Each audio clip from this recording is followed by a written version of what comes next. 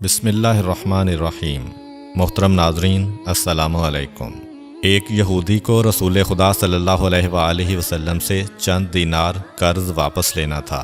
ایک دن آپ راستے میں جا رہے تھے کہ وہ یہودی آپ کے پاس آیا اور اس نے کہا، جب تک آپ میرا قرض ادا نہیں کریں گے اس وقت تک میں آپ کو یہاں سے نہیں جانے دوں گا۔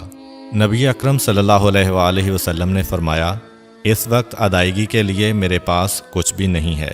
یہودی نے کہا، جب تک آپ میرا قرض واپس نہیں دیں گے میں بھی آپ کو یہاں سے جانے نہیں دوں گا۔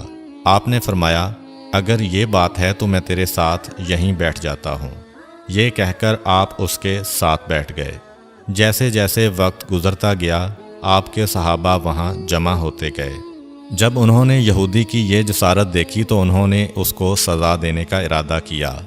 آپ نے انہیں ہر طرح کی تادیبی کارروائی سے روک دیا اور فرمایا کہ تم دور چلے جاؤ۔ حکم رسول کے تحت صحابہ دور چلے گئے۔ سورج لمحہ بلمحہ گرم ہو رہا تھا اور اس کی تپش سے آپ کو اذیت پہنچ رہی تھی، یہاں تک کہ آپ کے چہرہ اطہر سے پسینہ بہنے لگا۔ اس کے باوجود آپ نے کسی طرح کے غصہ کا اظہار نہ کیا اور کوئی سخت جملہ نہ کہا۔ آپ سارا دن وہیں بیٹھے رہے اور ظہر، عصر اور مغرب و عشاء کی نمازیں وہیں پڑھیں۔ پھر رات چھا گئی۔ آپ نے رات بھی وہیں بسر کی اور فجر کی نماز بھی وہیں پڑھی۔ صحابہ یہودی کو ڈرانے دھمکانے لگے۔ آپ نے فرمایا، تم اس سے یہ کیسا سلوک کر رہے ہو؟ صحابہ نے کہا، یا رسول اللہ، اس کی یہ جرت کہ آپ کو یرغمال بنا کر اپنے پاس بٹھا لے۔ آن حضرت صلی اللہ علیہ وآلہ وسلم نے فرمایا، اللہ نے مجھے اس لیے نہیں بھیجا کہ میں کسی ہم پیمان یا کسی اور پر ظلم کروں۔ جب دن چڑھا تو یہودی نے کلمہ اسلام پڑھتے ہوئے کہا، اشہد ان لا الہ الا اللہ و اشہد ان محمدً عبدہ و رسولہ۔ میں اپنی دولت کا ایک حصہ راہ خدا میں دیتا ہوں۔ میں نے آپ کو اس لیے نہیں روکا تھا کہ میں آپ کی توہین کروں۔ اس ذریعے سے میں آپ کے پیمانہ صبر کو آزمانا چاہتا تھا، کیونکہ تورات میں نے آپ کی یہ صفت پڑھی ہے، محمد بن عبداللہ مکہ میں پیدا ہوگا اور طیبہ کی طرف ہجرت کرے گا۔ وہ تندخو اور سخت مزاج اور بیہودہ گوئی کرنے والا نہ ہوگا اور کوئی جھوٹی بات زبان سے نہیں کہے گا۔ اس طرح سے میں نے آپ کو یہاں رکھ کر اس بات کی تصدیق کی ہے کہ تورات نے بالکل سچ کہا تھا۔ رسول اکرم صلی اللہ علیہ وآلہ وسلم مبعوث برسالت ہونے کے 3 سال بعد تک خفیہ طور پر دعوت اسلام دیتے رہے۔ اس کے بعد اللہ تعالیٰ نے آپ کو حکم دیا کہ آپ کھل کر اللہ کا پیغام پہنچائیں اور لوگوں کو خدا کی طرف دعوت دیں۔ ایام حج شروع ہوئے تو پورے جزیرۃ العرب سے لوگ مکہ کی طرف آنا شروع ہوئے۔ نبی اکرم صلی اللہ علیہ وآلہ وسلم کوہ صفا پر چڑھے اور آپ نے بلند آواز سے فرمایا، لوگو، میں اللہ کا رسول ہوں، تم اللہ رب العالمین پر ایمان لے آؤ۔ لوگ آپ کی طرف متوجہ ہوئے اور انہوں نے تعجب سے یہ اعلان سنا اور سب کی خواہش ہوئی کہ وہ اعلان کرنے والے کو دیکھیں۔ پھر آپ صفا سے اتر کر مروہ آئے اور وہاں پر بھی آپ نے 3 بار یہی اعلان کیا۔ جب ابو جہل نے آن حضرت صلی اللہ علیہ وآلہ وسلم کا یہ اعلان سنا تو اسے سخت غصہ آیا۔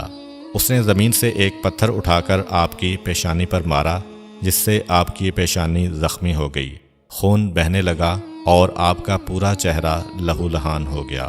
اس کے بعد تمام مشرکین آپ کو پتھر مارنے لگے۔ نبی اکرم صلی اللہ علیہ وآلہ وسلم مجبور ہو کر کوہ ابو قبیس پر چڑھ گئے اور ایک چٹان کے پیچھے جا کر چھپ گئے۔ مشرکین نے بھی آپ کا تعاقب کیا لیکن آپ انہیں کہیں دکھائی نہ دیے۔ ناکام و نامراد ہو کر انہیں واپس آنا پڑا۔ اسی اثناء میں ایک شخص نے حضرت علی علیہ السلام کو اس واقعہ کی اطلاع دی اور کہا کہ میرا خیال یہ ہے کہ محمد مارے جا چکے ہیں، نعوذ باللہ۔ یہ سن کر حضرت علی علیہ السلام کو شدید دکھ ہوا اور آپ ام المومنین حضرت خدیجہ الکبریٰ سلام اللہ علیہ کے پاس آئے اور ان سے کہا، میں نے سنا ہے کہ مشرکین نے رسول خدا صلی اللہ علیہ وآلہ وسلم پر سنگ باری کی ہے اور بعض لوگوں کا یہ گمان ہے کہ نبی اکرم شہید ہو گئے ہیں۔ آپ روٹی پانی اٹھائیں اور میرے ساتھ انہیں تلاش کرنے کے لیے چلیں، ممکن ہے ہمیں ان کا کہیں نشان مل جائے۔ آپ وادی پر نظر رکھیں اور میں پہاڑ کے دامن میں آپ صلی اللہ علیہ وآلہ وسلم کو تلاش کرتا ہوں۔ آپ روتے ہوئے آگے بڑھے اور آپ کہہ رہے تھے، یا رسول اللہ، ہمیں جواب دیں، آپ کہاں ہیں؟ میری روح آپ پر قربان، آپ کس وادی میں بھوکے پیاسے ہیں؟ آپ نے مجھے اپنے ساتھ کیوں نہ لیا تھا؟ حضرت خدیجہ رو رو کر فریاد کر رہی تھیں، کوئی ہے جو نبی مصطفیٰ کی مجھے خبر دے؟ کیا کسی نے انہیں دیکھا ہے جو مجھے ان کے متعلق بتلائے؟ اس وقت جبریل امین علیہ السلام رسول خدا صلی اللہ علیہ وآلہ وسلم پر نازل ہوئے۔ ان کے پیچھے ملائکہ کی بہت سی صفیں تھیں۔ انہوں نے حضرت صلی اللہ علیہ وآلہ وسلم سے کہا، خداوند جبار نے ہمیں آپ کے فرمان کی تعمیل کے لیے بھیجا ہے۔ اگر آپ چاہیں تو ہم اس قوم کو تباہ کر دیں گے اور ان کا دنیا میں کہیں نام و نشان تک دکھائی نہ دے گا۔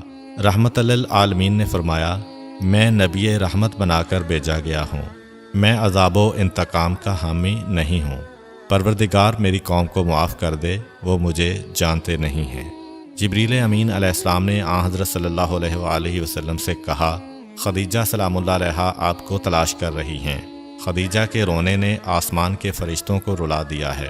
آپ انہیں جواب دیں، خدا کی طرف سے اور ہماری طرف سے انہیں سلام پہنچائیں اور انہیں جنت کی بشارت دیں۔ نبی اکرم صلی اللہ علیہ وآلہ وسلم نے خدیجہ و علی کو صدا دی اور انہیں اپنے پاس بلایا۔ دونوں شخصیات آپ کی خدمت میں حاضر ہوئیں۔ انہوں نے آپ کی پیشانی پر پٹی باندھی اور گھر لے آئے۔ جب مشرکین کو معلوم ہوا کہ نبی اکرم صلی اللہ علیہ وآلہ وسلم اپنے گھر آ چکے ہیں تو انہوں نے گھر کا محاصرہ کر لیا اور سنگ باری شروع کر دی۔ حضرت علی علیہ السلام اور حضرت خدیجہ سلام اللہ علیہا آپ کا دفاع کرنے لگے۔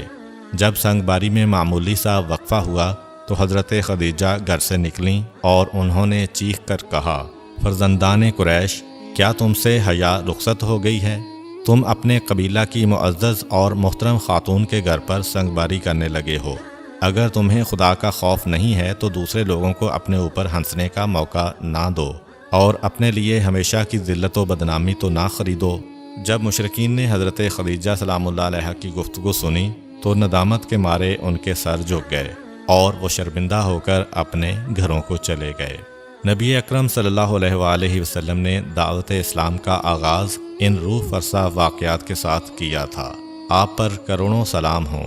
آپ نے لوگوں کو گمراہی و ضلالت سے بچانے کے لیے قدم قدم پر تکالیف اٹھائیں اور صدمے برداشت کیے۔ امید کرتا ہوں کہ آپ کو آج کی ویڈیو اچھی لگی ہوگی۔ اگر آپ کو ہماری ویڈیو اچھی لگی ہے تو ویڈیو کو لائک کریں اور مزید اس طرح کی ویڈیوز دیکھنے کے لیے ہمارا چینل سبسکرائب کر لیں۔ ملتے ہیں نیکسٹ ویڈیو میں، اجازت دیجیے، اللہ حافظ۔